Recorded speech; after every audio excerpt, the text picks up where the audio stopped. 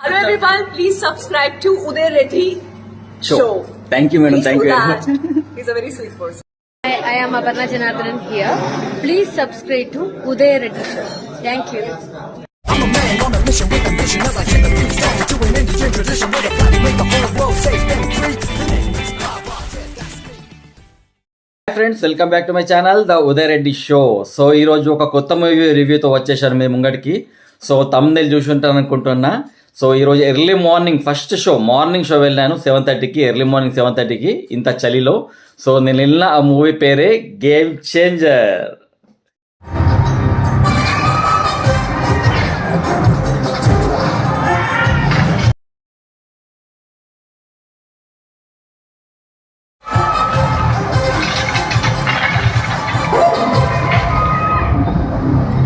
So game changer movie గురించి మీకు తెలుసు, ఆల్రెడీ ఎప్పటి నుంచో హైప్ ఉంది, 1 year నుంచి.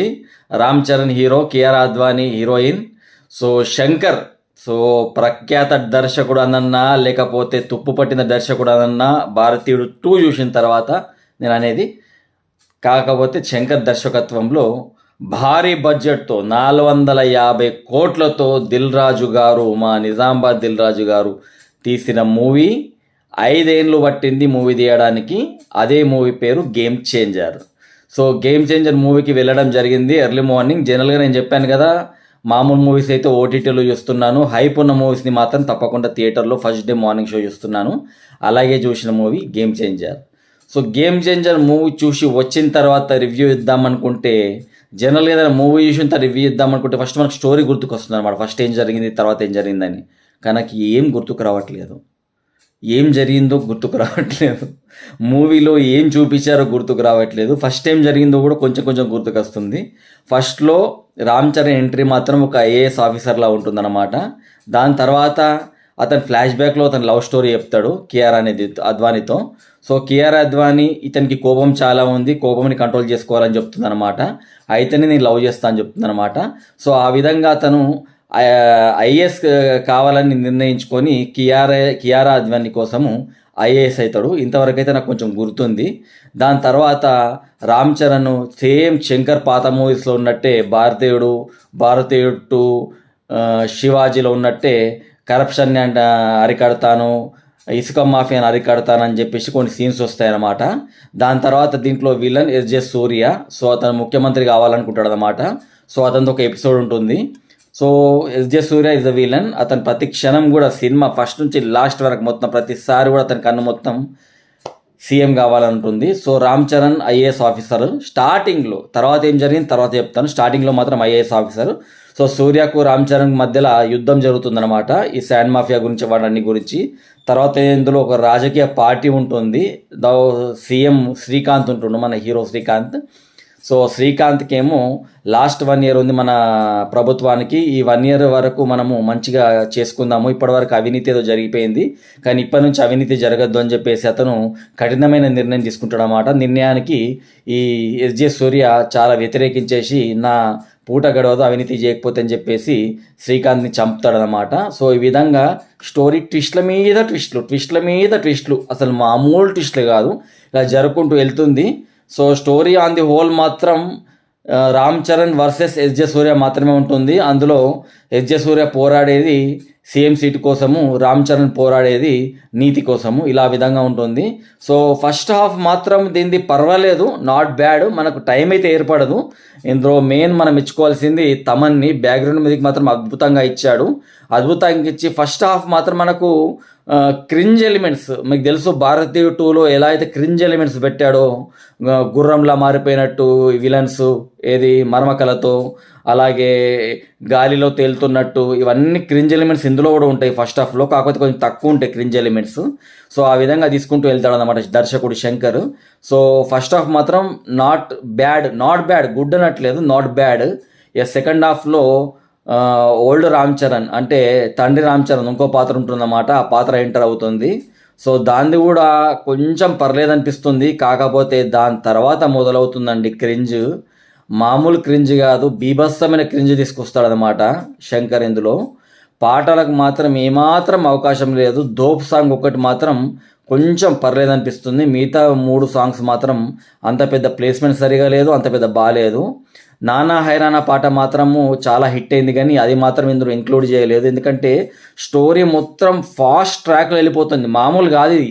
వందే భారత్ ఎక్స్ప్రెస్ ఇక మీకు ఎప్పుడేం జరుగుతుంది, అప్పుడే రామ్ చరణ్ ఐఏఎస్ అవుతాడు, అప్పుడే ఐపీఎస్ అవుతాడు, అప్పుడే ఎమ్మెల్యే అవుతాడు, అప్పుడే సీఎం అయిపోతాడు, అప్పుడే సీఎం సీట్ వెళ్ళిపోతుంది, అప్పుడే ఎస్జే సూర్య సీఎం అయిపోతాడు, అప్పుడే ఎస్జే సూర్యకు సీఎం సీట్ పోతుంది.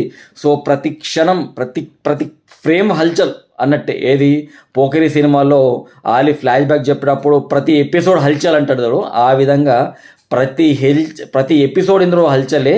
Cut cut cut cut cut cut cut mutton పీసెస్ని ఎలా అయితే ఒక బచ్చర్ కట్ చేస్తాడో, మటన్ కోసేటోడు కట్ చేస్తాడో, అలా కట్ చేసుకుంటూ అతకబెట్టిన సినిమానే game changer. So second half మాత్రము స్టార్టింగ్లో బాగుంటుంది, కానీ ఎండుకు వచ్చిన కొద్దీ ఎంత ఘోరంగా తయారవుతుందంటే మీరు వివరించలేనంత భయంకరంగా తయారవుతుంది. ఎప్పుడు హెలికాప్టర్లు రెడీ అయిపోతాయో, ఎప్పుడు ఏ హెలికాప్టర్ ఏ రోడ్డు మీద దిగుతుందో, ఎప్పుడు రామ్ చరణ్కి హెలికాప్టర్ దొరుకుతుందో, ఎప్పుడు అతను ఇమ్మీడియట్లీ వచ్చేసి విలన్ కూడా వాలిపోతాడో, ఎప్పుడు విలన్ వచ్చేసి బాంబులు పెడతాడో, ఇవన్నీ కూడా విత్ ఇన్ సెకండ్స్లో జరిగిపోతుంది. లాజిక్లు అడగద్దు. శంకర్ మూవీస్లో కొత్త కాన్సెప్ట్ ఏంటంటే భారతీయుడు 2, రోబో 2 తర్వాత మనం నేర్చుకోవాల్సింది ఏంటంటే మీరు లాజిక్లు అడగద్దు. లాజిక్లు అడుకోకుండా శంకర్ చూపెట్టింది చూడాలి, అంతే, వేరేదేం లేదన్నమాట. సో అంత ఘోరంగా ఉంటుంది సెకండ్ హాఫ్. క్రింజ్ అంటే మాస్టర్ ఆఫ్ క్రింజ్ అన్నమాట, మామూలుగా కాదు. ఇక మీరైతే తల పట్టుకొని గోక్కుంటారు, ఇది ఎట్లా వచ్చింది సీను, ఆ సీన్ ఎలా వచ్చింది, అసలు రామ్ చరణ్ ఇట్లా సీఎం అవుతాడు, రామ్ చరణ్ ఎట్లా ఇక్కడ తట్టుకోగలిగాడు, ఎస్జే సూర్యకి ఇట్లా ఎలా యాంటీగా వచ్చాడు, ఎస్జే సూర్యకి ఇది ఎలా తట్టింది, ఎస్జే సూర్య అసలు మీడియా అనేది ఉంటుందా, అసలు బ్యాలెట్ పేపర్స్ని కొట్టంగా, బ్యాలెట్ పేపర్స్ని ధ్వంసం చేయంగా మీడియా అనేది ఉంటుందా, అసలు పోలీస్ అనే వాళ్ళు ఉంటారా, మీకు ఏం అర్థం కాదు. మొత్తం శంకర్ దర్శకత్వంలో శంకర్ అనుకున్నది చూపించాడు, అది మనం చచ్చినట్టు చూడాల్సిందే, మనకు వేరే ఆప్షన్ మాత్రం లేదు. సో ఆన్ ది హోల్ ఈ మూవీ చూస్తే మాత్రం ఒక్క విషయం చెప్తాను, నాకైతే ఒక్క క్షణం కూడా బోర్ రాలేదు, కానీ క్రింజ్ మాత్రం వరెస్ట్ క్రింజ్ చూపించాడు. అది విచిత్రం, నాకు అసలు ఎక్స్ప్రెషన్ లెస్. దీని గురించి బాగుందని చెప్పన్నా, బాగాలేదని చెప్పన్నా, లేకపోతే చూడొచ్చని చెప్పన్నా, చూడొద్దని చెప్పన్నా అని నాకే అర్థం కావట్లేదు. ఎందుకంటే ఒక్క క్షణం కూడా నాకు బోర్ రాలేదు. ఎందుకంటే చెప్పాను కదా, మటన్ కొట్టుగా మనం చూస్తుంటే ఎలాగైతే మనకు బోర్ రాదో, వాడు కొడుతూనే పోతుంటాడు, ఆ పీస్ని ఈ పీస్ని, ఈ నల్లిపోక్క ఆ నల్లిపోక్క కొడుతూనే వెళ్ళిపోతుంటాడు, అదే విధంగా మొత్తం కొట్టుకుంటూ వెళ్ళిపోయాడు అనమాట శంకర్ మొత్తము. సో ఆన్ ది హోల్ ఇది మాత్రం క్రింజెస్ట్ మూవీ, నో డౌట్. కాకపోతే ఒక్కసారి చూడొచ్చా అంటే డెఫినెట్లీ ఒకసారి ఓటీటీలో టీవీకి చాలా దూరంలో కూర్చొని చూడొచ్చు, కానీ థియేటర్లో చూడొచ్చు అంటే మాత్రం అది మీకే వదిలేస్తున్నా. ఎందుకంటే నాకే ఇప్పటికి ఇంకా సినిమాలో ఏం జరిగిందో అర్థం కావట్లేదు.